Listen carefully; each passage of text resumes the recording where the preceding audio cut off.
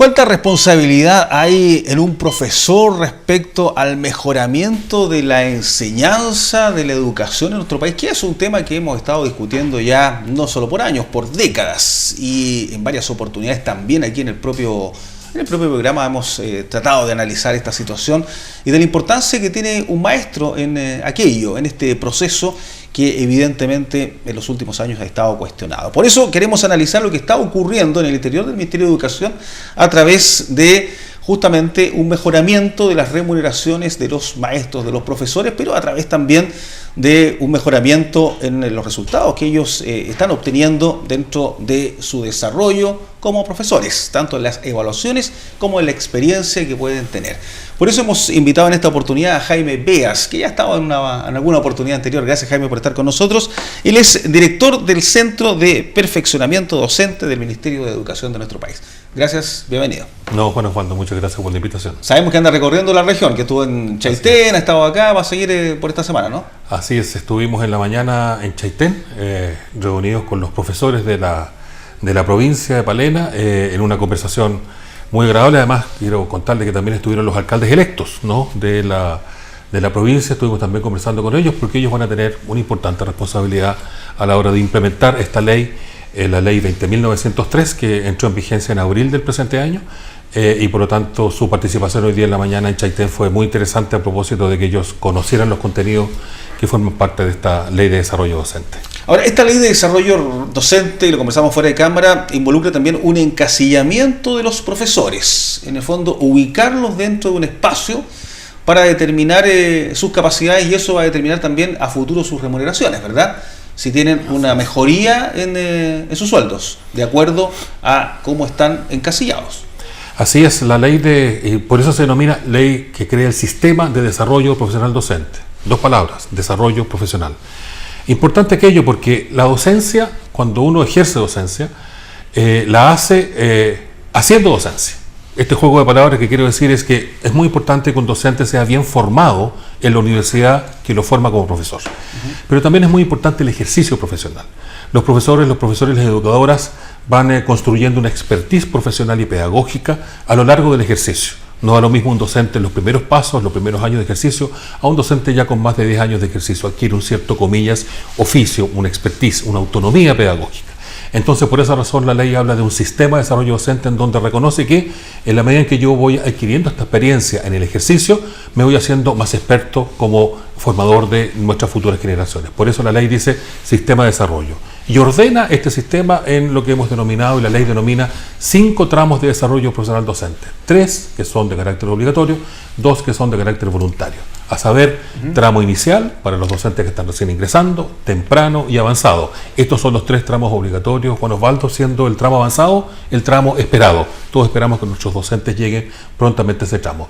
Y un tramo experto 1 y experto 2 que son para los docentes que van adquiriendo competencias superiores.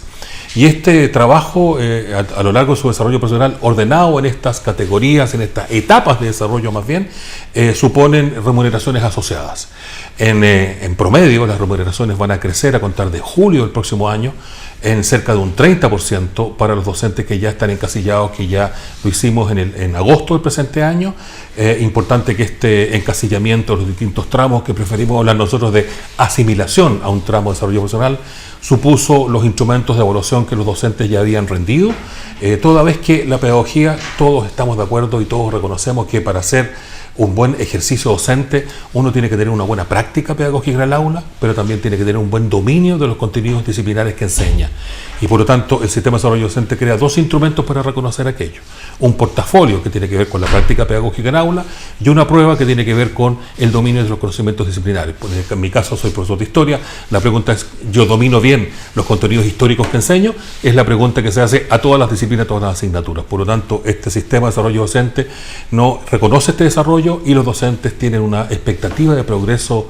Bueno, cuando nosotros, cuando los encasillamos, la posibilidad de los profesores en adelante, estando en alguno de los tramos de desarrollo profesional, es solamente progreso, porque cuando ya un docente hoy día tiene su tramo de desarrollo profesional, no retrocede, sino que su expectativa simplemente es progresar. O sea, siempre va a avanzar en la medida que vaya obteniendo los resultados. Ahora, este portafolio y esta prueba, ¿qué tanto se diferencia de la evaluación que existía hasta ahora, esta evaluación docente tan cuestionada también, en que, caricaturizándola un poco, muchas veces el profesor sabía cuándo se iba a tomar la prueba, probablemente preparaba una clase que nunca antes había hecho, que lo hacía muy distinta a la que habitualmente hacía, porque sabía el día, se grababa, etcétera. Y esa prueba, sin duda, que era bastante cuestionada de cómo se desarrollaba probablemente una clase normal, digamos.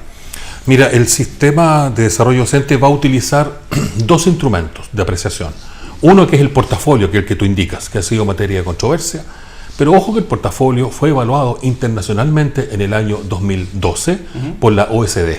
Un grupo de panel de expertos internacionales en educación vinieron a evaluarnos y vinieron a evaluar el sistema de evaluación docente.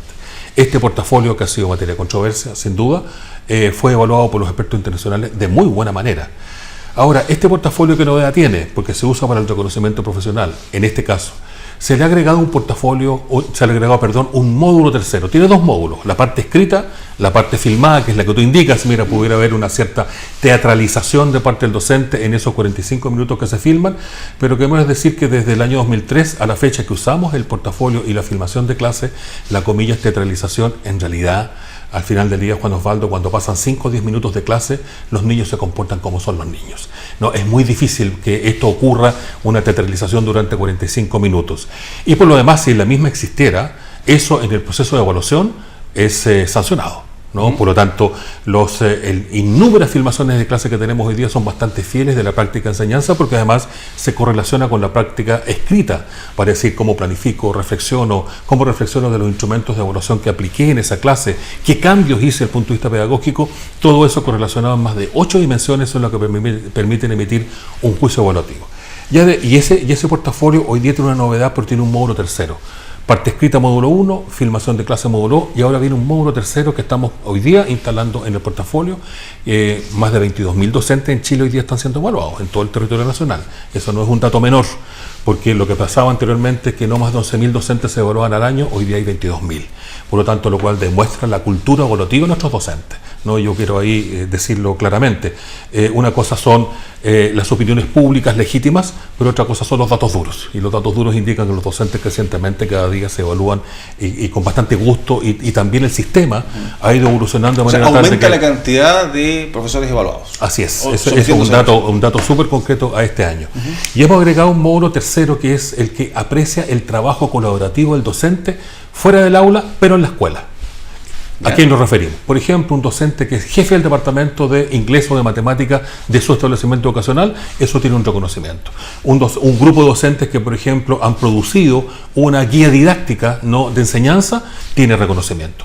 Un docente que es, por ejemplo, profesor asesor del consejo del centro de estudiantes de ese colegio, tiene un reconocimiento. Eso forma parte de la labor educativa. En consecuencia, ahí estamos hoy día con un nuevo módulo que vamos a ir mirando cómo se comporta, porque vamos a recoger algo que hasta el día de hoy el sistema educativo no reconocía ni recogía, que era cuánto de trabajo colaborativo, colegiado fuera del aula los profesores hacen. Sabemos que hacen mucho y es muy importante la labor educativa. Ahora lo vamos a reconocer. Eso es un punto muy importante del sistema de desarrollo docente. Claro, ¿vale? Y había profesores que estaban muy motivados en hacer eso, yo creo que para nada. Así es. Y eso marcaba... Y las cosas no son contrapuntos. No es que, entonces, si tú haces solo aula, entonces tienes un perjuicio porque no haces trabajo colaborativo. No. Ambas cosas, cuando suman. No se restan asuntos en esta materia. Entonces, ese sería el portafolio, con estas tres dimensiones, digamos. Así es. Pero y la prueba, además. El instrumento escrito, que además se tiene que rendir este año el 17 de diciembre. Este instrumento lo que reconoce es el dominio de los contenidos disciplinares. ¿Cuáles contenidos disciplinares? Lo que prescribe el currículum. Un profesor de biología tendrá que demostrar dominio respecto de aquellos contenidos que están en el currículum nacional. Por lo tanto, importante para los colegas y para las familias. Lo que estamos haciendo con este instrumento es aquello que el currículum nacional prescribe que se debe enseñar como contenidos, es lo que vamos a ir a preguntarle al docente si tiene dominio respecto de aquello. ¿Y esto qué significa? Un instrumento, nos han preguntado, y de hecho hoy día lo conversábamos con los colegas de Chaitén, ¿es un instrumento muy difícil o no? Lo voy a poner en una imagen que todos van a poder entender. Si uno tiene una escala de 1 a 7, entonces un docente que en la prueba tiene un 4, va a aprobar esa prueba. No es una prueba que busque una vara más exigente, una distribución normal. Un docente que tiene un 5, bueno, se le reconocerá en función de eso. Un docente que tiene un 6 o un 7, el equivalente, en la rendición de este instrumento, no lo va a rendir nunca más en su carrera profesional. ¿Por qué razón? Porque ya demostró que tenía dominio sobre los contenidos curriculares. Y esto en la mañana, cuando se lo contábamos a los docentes de Chaitén, les sorprendía. O sea, nunca más, eso dice la ley. Efectivamente, no se trata de carga evaluativa, carga sobre carga, sino que se trata de que el docente demuestre: yo domino los contenidos disciplinares que enseño. Que sabe lo que dice saber, digamos. Exactamente. Y si ya lo demostró, es suficiente. Y con el portafolio se debería evaluar el cómo yo enseño, porque una cosa es que yo sepa de un área X y otra que la sepa enseñar. Exactamente, bueno, tú dices algo que es absolutamente correcto. La pedagogía tiene dos manos: la enseñanza, lo pedagógico, lo que hago en aula, y el dominio disciplinar de lo que enseño. Un buen docente debe tener buen dominio disciplinar y tiene que tener una buena práctica de enseñanza. Que, ojo, a la pregunta muchas veces nos dicen: ¿y en qué se basa una buena práctica de enseñanza, una buena práctica pedagógica? Cuando la misma está centrada y su propósito fundamental es el aprendizaje de todos nuestros niños, niñas y jóvenes. Nuestra práctica pedagógica se dirige a producir aprendizajes significativos. Por lo tanto, en el debate pedagógico muchas veces decimos: ¿la pedagogía en qué se centra? ¿En el contenido o en el aprendizaje? En el aprendizaje. Eso es lo importante. Porque en la mañana lo conversábamos en Chaitén, decíamos: si yo pongo un contenido de historia antigua en mi clase de historia, en pocos segundos un estudiante en su celular va a bajar el contenido, incluso a lo mejor mejor descrito de lo que yo puedo hacerlo como profesor de historia. Pero lo importante es que él bajó ese contenido, yo puedo hacer una práctica pedagógica y respecto de cómo bajó el contenido, cómo administra la información, cómo construye la información, cómo sintetiza y evalúa la información. La labor de un pedagogo es esa. No es ya solo el contenido, sino que es cómo yo organizo, comprendo el contenido, lo evalúo y lo critico y me formo un juicio personal. Eso es lo que se denomina, Juan Osvaldo, hoy día las habilidades superiores, las habilidades blandas que debe promover la educación. La UNESCO nos invita a Chile, como parte de la UNESCO, a lo que se denomina el desarrollo de las habilidades blandas en nuestros estudiantes en la Agenda 2030. Capacidad de resolver problemas, capacidad crítica, capacidad de aprender a aprender, de discernir en un mundo de incertezas. Esas capacidades tiene que desarrollar el sistema educativo. Por eso está centrada en nuestros estudiantes, en el aprendizaje. Exactamente, y ese aprender a aprender es, o en ese espacio es vital el profesor. Así es. Que tiene que ser un motivador, que tiene que tener toda esta habilidad que usted recién planteaba, porque de lo contrario, claro, yo recuerdo antiguamente, había profesores que simplemente iban a leer un libro. Ese libro se puede leer perfectamente en la casa, para que va a repetir exactamente lo mismo. Y hoy día, con internet, con los tablets, con los celulares, los chicos tienen además un sinnúmero de ofertas, o sea, Wikipedia, juegos incluso, en que pueden aprender bastantes contenidos que son efectivamente curriculares. Pero ¿quién les enseña a aprender? Ese es el punto, ¿no? Cómo él organiza, el estudiante en sus distintas etapas, cómo organiza esa información, cómo la discierne, y a propósito de cómo la organiza y la discierne, qué aprendizaje y competencias desarrolla. Ojo con las competencias y las habilidades. El currículum se dirige a habilidades cognitivas, actitudinales, procedimentales, afectivas, valóricas. Entonces, si tú te das cuenta, estamos hablando que la educación no es un conocimiento memorístico, no, eso es el siglo XIX. Y estamos hoy día en un tremendo desafío, enseñando en el XXI muchas veces con metodologías del siglo XIX y del siglo XX. Y es el desafío país. Y por eso hablamos de un sistema de desarrollo docente que tiene otra particularidad, que es que garantiza un derecho para todos los docentes en ejercicio de aquí en adelante, que es el apoyo a la formación en servicio a lo largo de toda su trayectoria profesional y de manera gratuita, porque sabemos que la pedagogía es una disciplina, una ciencia y un arte en permanente actualización. Esta ley 20.903 lo que hace es decir, al Estado le corresponderá acompañar y apoyar a los docentes con esa formación pertinente. Correcto. A partir de sus necesidades. Y por ende, aquí el docente que lo haga bien, que salga bien evaluado, estará dentro de los aquellos que obtendrán una mejor remuneración. Pero ¿qué pasa con ese docente que no se adapta? ¿Qué pasa con ese docente que a lo mejor sigue teniendo prácticas del siglo XIX, como usted bien decía? Hay que evaluación tras evaluación. ¿Hay algún ítem, hay algún espacio, hay algún tiempo en que si un profesor no se adaptó simplemente al sistema, tal como se premia a aquellos que lo hacen bien, pase algo con aquel que lo hace mal? Sí, la ley 20.903 establece una causal de salida. Y es que aquellos docentes que ingresando al ejercicio, vale decir, tramo inicial, al cuarto año deben rendir su reconocimiento. Esto siempre va a ir avanzando cada 4 años, ¿sí? Al cuarto año rinden su reconocimiento y deben pasar como resultado de aquello al tramo temprano, siguiente tramo. Si un docente no ocurre aquello, al año 2, vale decir, al sexto año, debe volver a rendir su reconocimiento para pasar al tramo temprano. Si así no fuera, debe dejar la dotación. Por lo tanto, aquí hay una causal de salida. Y es que la ley dice, al cuarto año usted rinde su reconocimiento, si no le va bien, al año 6, nuevamente repite, y si no le va bien, deja la dotación. Pero le encarga al Estado, en el año 5, si es que efectivamente ese docente no le fue bien, entonces apoyarlo y acompañarlo para que supere las debilidades encontradas. El sistema de reconocimiento tiene una gran promesa para Chile y para nuestra docencia y nuestros educadores y profesores. Es que es un sistema de reconocimiento también con un sistema de apoyo asociado, garantizado por el Estado. Y esa es la importancia, porque no nos sobran los docentes. Los docentes que están en las aulas son los docentes que Chile requiere y requerimos.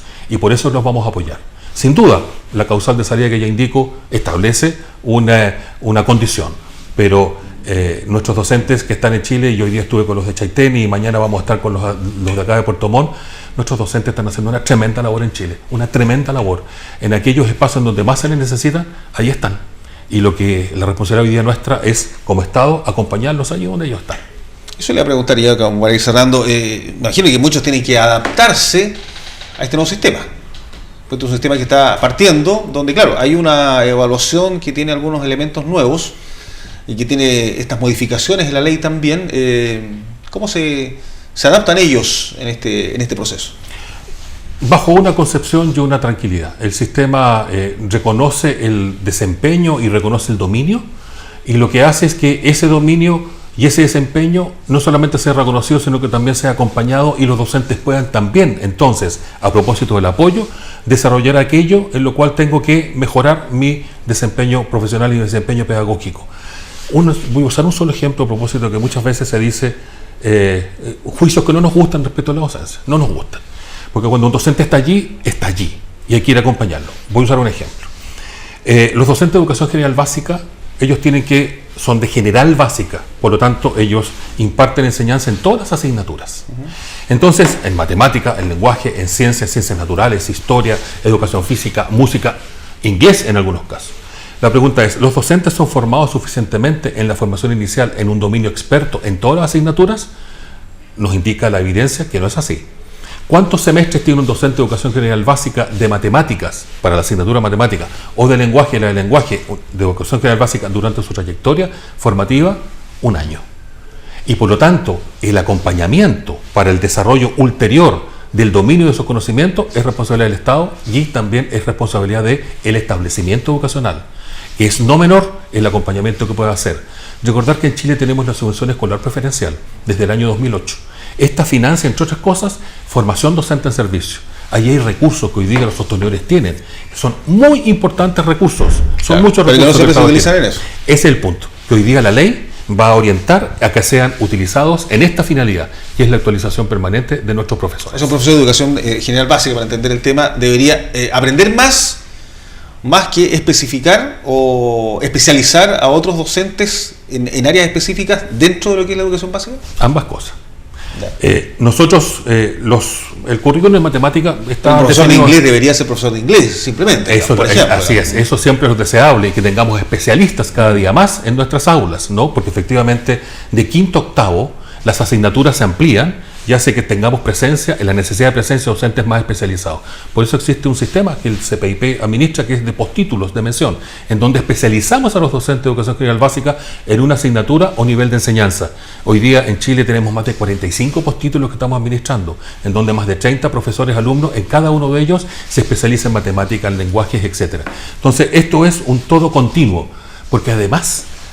algún espectador decir, bueno, pero ¿por qué no le enseñan toda la matemática posible a un docente de educación general básica? Es que toda la matemática posible no cabe dentro de una formación inicial. ¿Por qué? Porque el contenido de matemática también evoluciona, también se hace más complejo. Nosotros sabíamos hasta hace poco que Plutón era un planeta, profesor de historia. Ya no es planeta, dijeron que no era, porque no tiene luz propia. Entonces, este ejemplo lo quiero decir, el contenido también se actualiza y por lo tanto la formación en servicio tiene ese sentido en lo disciplinar también. Bien, pues Jaime, podríamos estar hablando mucho más, sin duda siempre es apasionante hablar de educación, sobre todo de formación, de perfeccionamiento y lo que está ocurriendo en la educación, no solo la crítica que pueda existir visiones distintas, probablemente visiones más, visiones menos respecto a la reforma, sino que acá estamos hablando directamente de lo que ocurre en la sala de clases y cómo se mejora con los profesores, que son los encargados sin duda de la enseñanza de nuestros pequeños, de nuestros hijos, de nuestros adolescentes, etcétera. Así que hasta una próxima oportunidad.